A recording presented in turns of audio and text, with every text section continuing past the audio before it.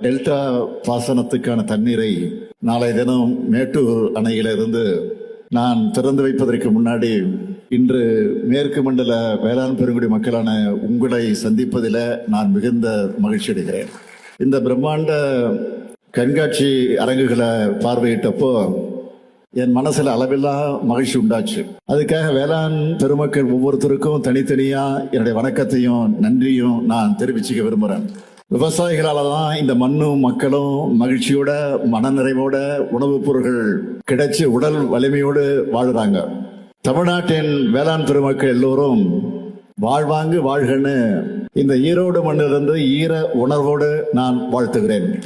இந்த கண்காட்சியை கருத்தரங்க நடத்துவதற்கு இந்த ஈரோடு மாவட்டத்தை ஏன் தேர்ந்தெடுத்தாங்கன்னு பார்த்தா, ஈரோடு வேளாண்மையில வளர்ச்சி பெற்ற பல முன்னோடி விவசாயிகளை கொண்ட மாவட்டம் இந்த மாவட்டம். குறிப்பா சொல்லணும்னா, மாவட்ட மொத்த வேளாண் உற்பத்தி 2021 கோடி ரூபாய் என்ற அளவில் மாநிலத்துல 8வது இடம். காளிங்கராயன் மற்றும் கீழ்பவானின்னு முக்கிய பாசன கால்வாய்கள் இருக்கு. இந்தியாவோட மஞ்சள் மாநகரம் ஈரோடு. அதனால இந்த கண்காட்சி ஏற்பாடு செஞ்சு சரியான முடிவை எடுத்திருக்கிறாங்க. ஆட்சி பொறுப்பேற்றதுமே முதல் வேலையா வேளாண்மை துறைன்னு சொல்லாம உழவர் நலனையும் உள்ளடக்கினதா இருக்கணும்னு வேளாண்மை உழவர் நலத்துறை அப்படின்னு பெயரை மாத்தணும்.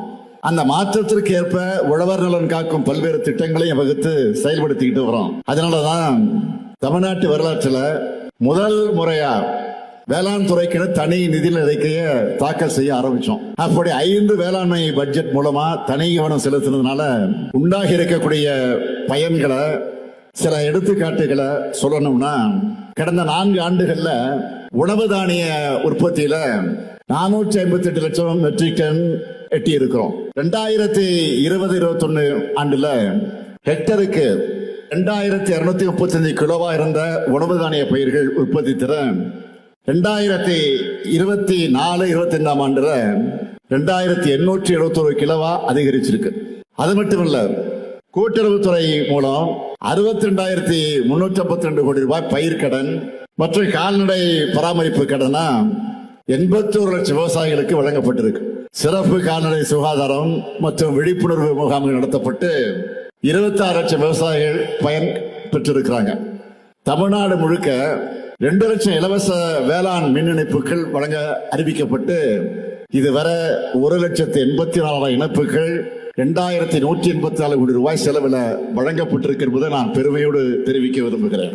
இலவச மின்சாரத்துக்கு மட்டும் இதுவரை மொத்தம் 26,223 கோடி ரூபாய் செலவிடப்பட்டிருக்கு. ஒன்றிய அரசால நிர்ணயிக்கப்பட்டிருக்கக்கூடிய குறைந்தபட்ச ஆதரவு விலையை விட கூடுதலா சன்னரக நெல்லுக்கு குவிண்டாலுக்கு 105 ரூபாயும் பிற ரகங்களுக்கு 130 ரூபாயும் ஊக்கத்தொகையாக வழங்கப்பட்டு வருது. இப்படி விவசாயிகளுக்கு பார்த்து பார்த்து செய்யறதுனாலதான் வேளாண்மையும் பெருகி இருக்கு, உழவர்களும் மகிழ்ச்சியா இருக்காங்க. கடந்த ஆட்சியில விவசாயிகளுடைய தற்கொலை அதிகமாச்சு. உழவர்களுடைய உரிமையை பறிக்க முயன்ற 3 வேளாண் சட்டங்களை எதிர்த்து டெல்லியில வெயிலையும் மழையிலையும் விவசாயிகளை போராடி அடக்குமுறையை எதிர்கொண்டப்போ கூச்சமே இல்லாம அந்த சட்டங்களை ஆதரிச்சு பேசி பச்சை துரோகம் செஞ்சவங்க தான் அவங்க. அதனாலதான் நீங்க தோக்கடிச்சீங்க. வேளாண் பெருங்குடி மக்களான உங்களை நான் கேட்டுக்கொள்வதெல்லாம் அது போன்ற கலைகள் நாட்டிலிருந்து மொத்தமா களையப்படணும். உழவர் பெருங்குடி மக்களான உங்களுக்கு இன்னும் பல திட்டங்கள் திராவிட மாடல் ஆட்சியில வர இருக்கு. மீண்டும் நம்ம திராவிட மாடல் 2.0 ஆட்சிதான் அமையும். அதுக்கு உழவர்களை காக்கக்கூடிய இந்த அரசுக்கு உழவர் பெருமக்கள் அனைவரும் உற்ற துணையாக இருக்க வேண்டும் என்று உங்களை அன்போடு கேட்டு விடைபெறுகிறேன். நன்றி, வணக்கம்.